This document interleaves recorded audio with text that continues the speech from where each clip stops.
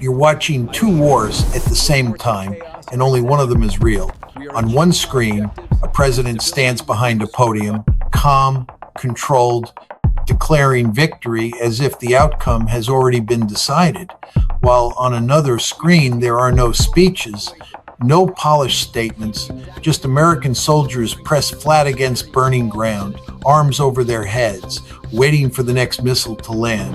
And both of those realities are happening at the exact same moment. Same war, same day, same sky, but only one version is being shown.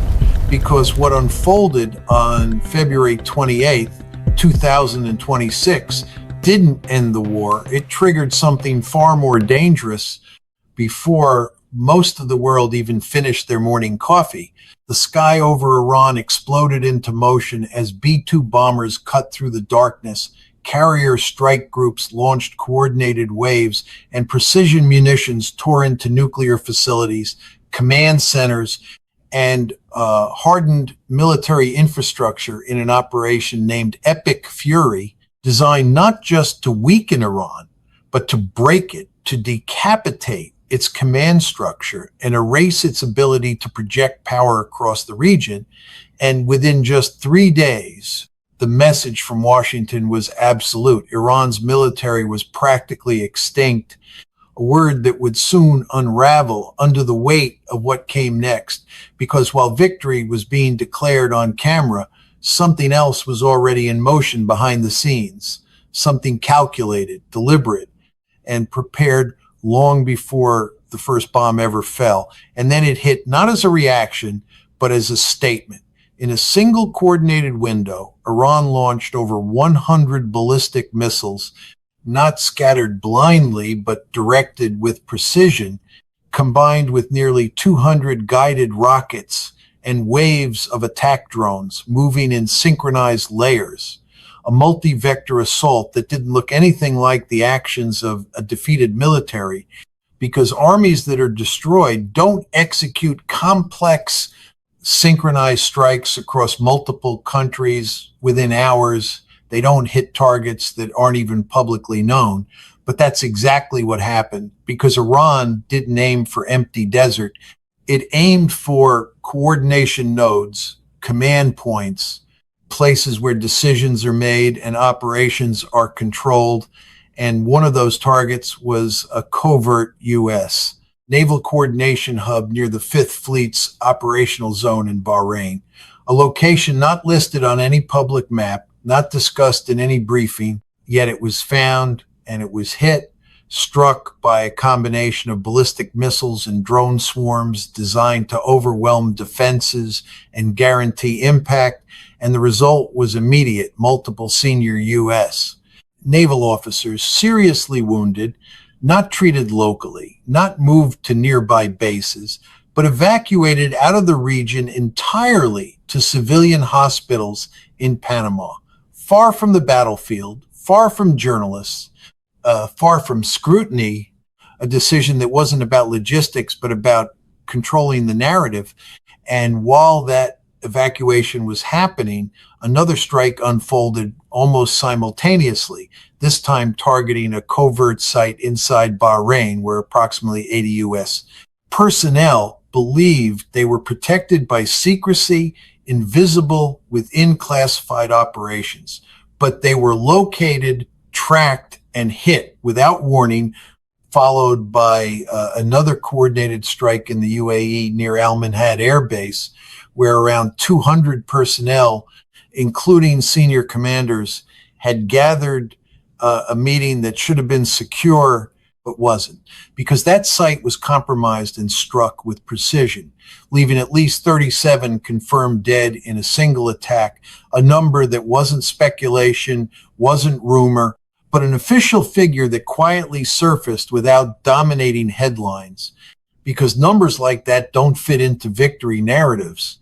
And that's when the illusion started to crack, because you cannot claim a war is finished while absorbing coordinated strikes of that scale. You cannot declare an enemy destroyed while they are executing multi-layered operations across the region. And yet that's exactly what was happening, because behind the speeches and headlines, the reality on the ground was shifting fast. The Pentagon itself moving carefully, recalculating, as the scale of the retaliation exposed something far more serious than anyone had publicly acknowledged. This wasn't the collapse. This wasn't desperation. This was a system still functioning, still coordinating, still capable of striking with precision and intent. And the deeper you look into the numbers, the worse it gets. Because while victory was being declared, the Pentagon was quietly preparing a $200 billion supplemental funding request, not the budget of a finished war, but the emergency cost of a conflict accelerating out of control, with the first 6 days alone costing over $11 billion and a burn rate reaching $200 million per day. While analysts confirmed that in just 1 week, the United States had expended a volume of precision-guided munitions and advanced weapons that would normally take 3 years to produce. 3 years of industrial output consumed in 7 days, a pace that cannot be sustained, cannot be replaced quickly, and sits in direct contradiction to the idea of a completed victory. And at the center of it all lies the Strait of Hormuz, a narrow corridor through which roughly 20% of the world's oil supply flows. A choke point that Iran moved to control almost immediately after the initial strikes, effectively turning a global energy artery into a strategic lever where every tanker passing through must now operate under Iranian terms, a position not of defeat, but of leverage, driving volatility across global markets as oil prices spike and crash based on ceasefire rumors and escalation fears, because this war isn't just being fought with missiles. It's being fought through economics, through supply chains, through pressure points that reach far beyond the battlefield. And even the temporary ceasefire brokered on April 7th showed how fragile the situation really is, with negotiations already breaking down and both sides preparing for the next phase. Because beneath the surface, the conflict was never truly paused, only delayed. And the most dangerous part may still be what hasn't happened yet, because there is another actor watching, calculating, waiting, an actor with its own missiles, its own networks, its own history of asymmetric warfare. And when it moves, it won't be subtle. It will be decisive. Because this is no longer a clean conflict with a clear ending. This is a war that was declared finished before it actually was a war, where the proclaimed victor is requesting hundreds of billions in emergency funding, and the proclaimed loser is still launching coordinated strikes capable of hitting hidden command centers across multiple countries. A war where narratives are controlled, numbers are buried, and reality is far more unstable than what is being presented. And the question that remains is no longer who is winning, but how long this can continue before the gap between perception and reality becomes impossible to contain. And this is where the story stops being about explosions and starts becoming about something far more dangerous: sustainment. Because wars are not decided by who strikes first. They are decided by who can keep going when the cost becomes unbearable. And right now, the numbers behind this conflict are telling a story that does not match the victory narrative at all. On March 9th, the public message was simple and confident. The war was very complete. Iran's military had been shattered. The Strait of Hormuz was reopening, the threat neutralized. But at that exact same moment, inside defense circles, a completely different reality was taking shape. One built not on speeches, but on requests, calculations, and emergency projections, because the Pentagon was already preparing a supplemental funding package of roughly $200 billion. not as a future investment, but as a response to costs already spiraling beyond initial expectations. And that number alone should force a pause, because wars that are over do not require emergency funding on that scale. They do not burn through resources at a rate that forces immediate financial escalation. And when you break down the timeline, the contradiction becomes even sharper, because in just the first 6 days of Operation Epic Fury, more than $11.3 billion had already been spent, and that figure did not even include full munitions replacement, long-term maintenance, or downstream costs, meaning the true expenditure was already higher, already accelerating. And analysts tracking operational burn rates estimated that the conflict was consuming approximately $200 million every single day, a pace that transforms strategy into a countdown, because every day that passes without resolution increases pressure on logistics, on production, on the entire system that supports sustained military operations. And that's where the real vulnerability begins to show, because according to multiple defense assessments, the United States didn't just spend money in that first week. It spent time. It spent years of industrial output in a matter of days, expending precision-guided munitions, air defense interceptors, and advanced cruise missiles at a rate that would normally take 3 full years of manufacturing to accumulate, 3 years of capacity compressed into 7 days of combat. And that kind of depletion is not something you simply reverse. You cannot rebuild that stockpile in weeks. You cannot scale production overnight without encountering bottlenecks in supply chains, workforce, and manufacturing infrastructure. And that means every additional strike, every additional engagement, every additional escalation pushes the system further into imbalance, where usage outpaces replenishment, and that imbalance is where long-term strategic risk begins to emerge, because once your reserves are stretched thin, your options narrow, your flexibility decreases, and your margin for error disappears. And all of that is happening while another layer of pressure is building simultaneously, the economic battlefield centered around the Strait of Hormuz, because that narrow stretch of water is not just a geographic feature. It is one of the most critical energy choke points in the world, carrying roughly 20% of global oil supply every single day, millions of barrels moving through a corridor that can be influenced, restricted, or controlled. And when Iran moved to assert control over that passage, it fundamentally shifted the balance of leverage in the conflict, because now the war was not just about military strikes. It was about who controls the flow of energy that powers entire economies.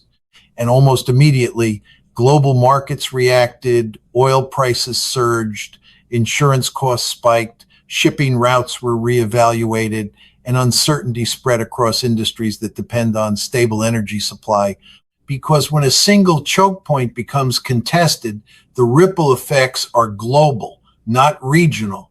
And what made the situation even more complex was the way that control was exercised, because instead of a full closure that would trigger immediate confrontation, Iran implemented a form of managed restriction, effectively positioning itself as a gatekeeper where vessels could pass, but only under certain conditions, only with coordination, only within a framework that it influenced.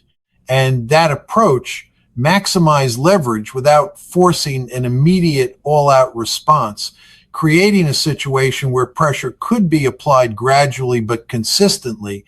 And while that pressure was building, the public messaging coming from the U.S. Side introduced another layer of inconsistency, because rather than presenting a clear, unified strategy for reopening the strait and restoring stability, statements suggested that responsibility could shift to other actors, that Europe should take a more active role, that the burden did not fall solely on the United States.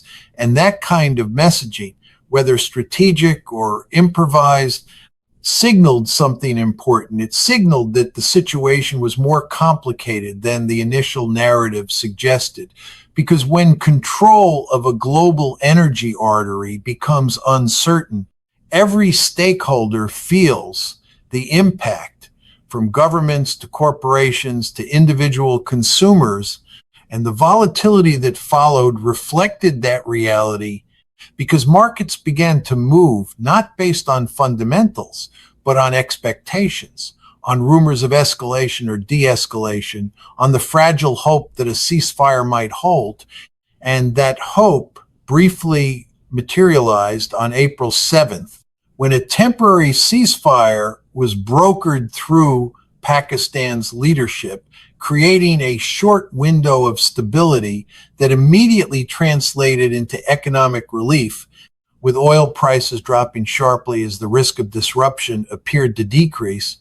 But that moment of relief was just that, a moment, because the ceasefire was not built on a comprehensive resolution. It was built on a pause in active escalation, and pauses in conflicts like this are inherently unstable because the underlying disagreements remain unresolved.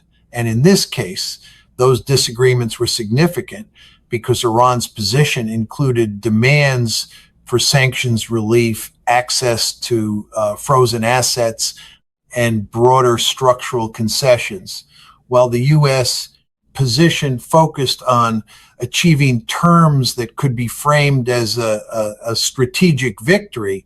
And between those positions lies a gap that is difficult to bridge quickly, especially under the pressure of ongoing military and economic dynamics. And as negotiations continued, signs of strain began to appear almost immediately, with talks failing to produce a durable agreement and both sides preparing for the possibility that the ceasefire would not hold.